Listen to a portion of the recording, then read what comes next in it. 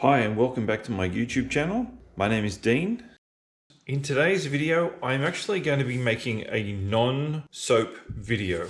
I am going to be making bath bombs, but they're not for the bath. Pretty much they're called bait bombs. This might not interest a lot of you, but some of you might be from areas where there is fishing. And I'm pretty sure that when you go to the markets and there's nothing for the guys on the table, well, now there could be something. So basically it's a bath bomb. It's a 1-to-1 recipe, so that means citric acid to baking soda is the exact same. So if it's 300 grams, it's 300 grams. A little bit of sweet almond oil, some rubbing alcohol, some breadcrumbs, so little bits of bread for burley, and this is breadcrumbs, which goes in the entire mix. So what I'll do is I'll put the breadcrumbs in the entire mix and put it a little bit around the edge, create a hole in the center, and then put some of the bread inside. And what happens is when that ball hits the ocean, it sinks because of the weight, because you're doing 1-to-1 ratio now. It sinks to the bottom and all the fish come around because it's fizzing and bubbling. They want to know what's going on because fish are quite curious. And then all of a sudden food comes out and they start eating the food. And then you throw your line in. And cheating aside, hopefully you catch a fish. I'm going fishing tomorrow, so this is my setup. So this is baking soda.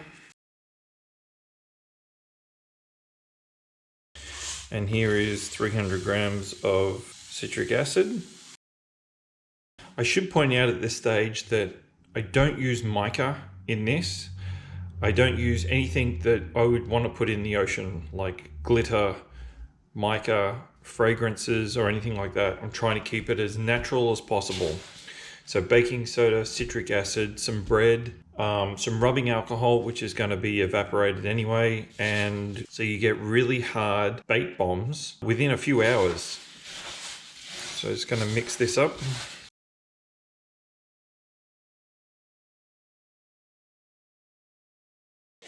Okay, so I've got 6 grams of sweet almond oil and 5 grams of rubbing alcohol. So I just mix that together. Now before I continue, I'm going to add my breadcrumbs. It's only probably about 3 grams of breadcrumbs, and I just want to mix that whole thing in because this is going to be like the starter, right? So when this hits the water, little bits of breadcrumbs will go into the ocean and start getting a little bit of attention from the fish.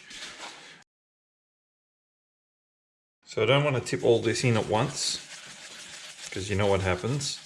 It will activate because it's a 1-to-1 ratio.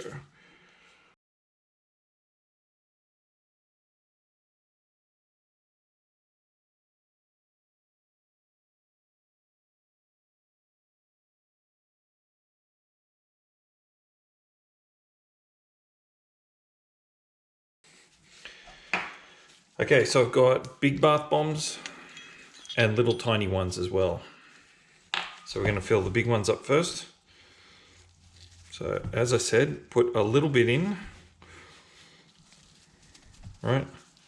So you fill that one and then you just sort of dig a hole in the center. Take some of your bread, put it in there over the top.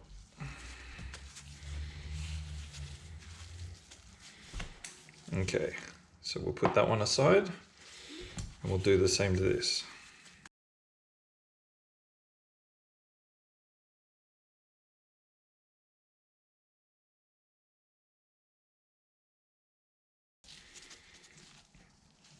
And then squeeze these two together, just like a normal bath bomb.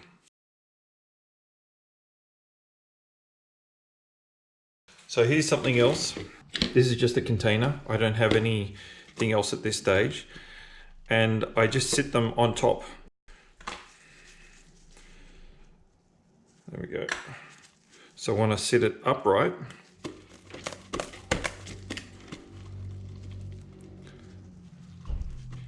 Just like that.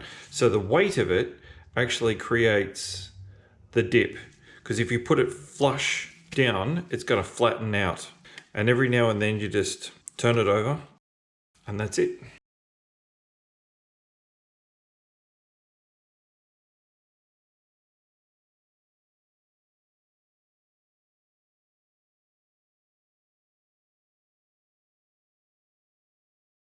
Okay, so I managed to get 4 big bath bombs, so they're good size, and 1 little one.